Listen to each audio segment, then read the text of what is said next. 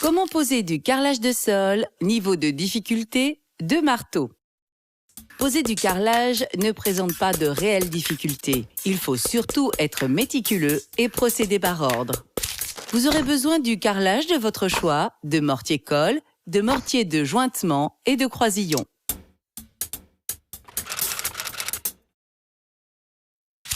Munissez-vous d'une truelle, d'une spatule crantée, d'un maillet en caoutchouc, d'une carrelette ou d'un coupe-carreau électrique, d'un mètre, d'un crayon gras, d'une pince-bec de perroquet, d'un cordeau à tracer, d'une raclette en caoutchouc, d'une règle de maçon, d'une équerre de maçon, d'un niveau à bulles, d'une pointe à tracer au carbure de tungstène, d'une batte de carreleur, d'un seau et d'une auge.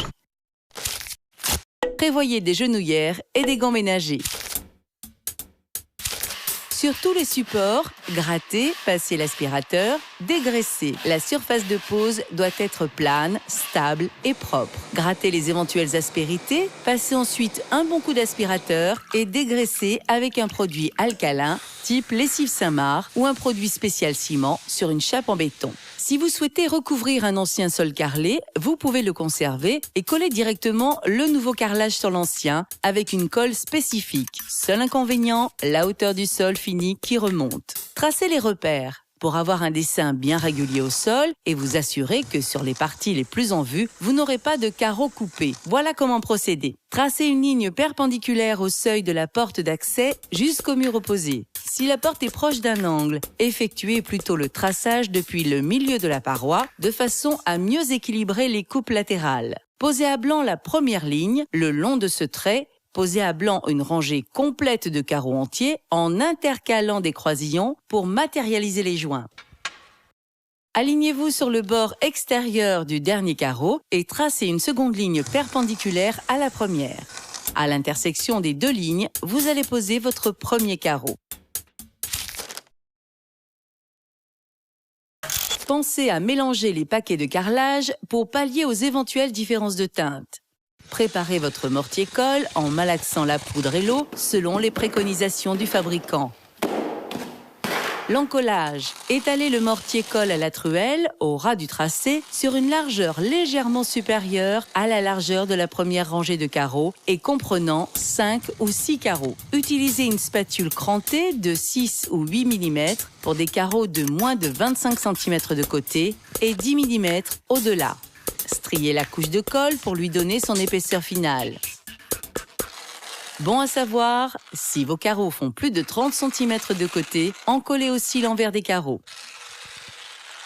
Le premier carreau, le moment est venu de poser votre premier carreau. Placez-le à l'intersection des axes et veillez à bien l'aligner sur les deux traits. Son positionnement conditionne toute la suite. Ancrez le carreau dans la colle à petits coups de maillet. Placez un croisillon d'espacement à chaque angle du carreau et posez le suivant de la même façon. Procédez ainsi jusqu'à couvrir toute la rangée de carreaux entiers en contrôlant à la règle de maçon l'alignement et la planéité d'ensemble. Les rangées suivantes, dès que la première rangée est placée, le travail devient plus simple et vous pouvez en coller plus de surface. Lorsque 2 ou 3 rangées sont posées, utilisez la batte. Poursuivez la pose en contrôlant régulièrement la planéité de revêtement avec la règle posée en travers.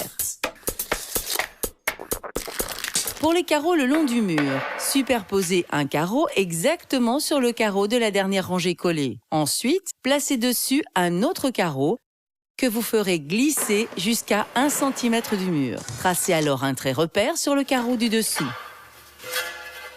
Les coupes droites, placez votre carreau sur la carrelette, de sorte que votre tracé soit juste dans l'axe de coupe de l'appareil.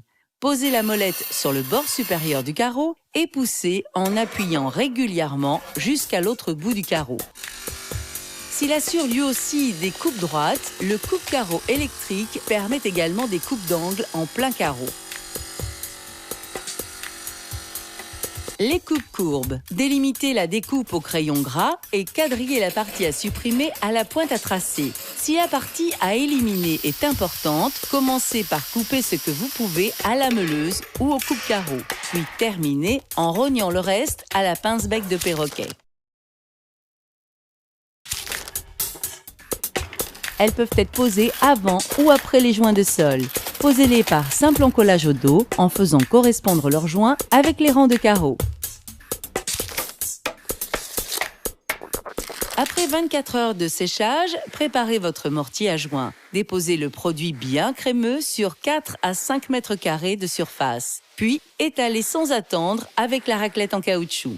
Raclez ensuite le surplus de produit en passant la raclette en diagonale par rapport aux lignes de joint pour éviter de creuser et bien récupérer le surplus. Répétez l'opération. Si un voile blanchâtre apparaît dans les 15 à 20 minutes qui suivent, frottez en passe rotative avec des chiffons secs. Pour lisser les joints et après 45 minutes, employez une éponge humide. 1 heure plus tard, au minimum, saupoudrez de sciure légèrement humide pour finir de nettoyer les carreaux. Laissez sécher 48 heures, puis après un dernier coup de serpillière, vous pourrez aménager la pièce. Une question, un doute, un conseil? Contactez le 0810 634 634.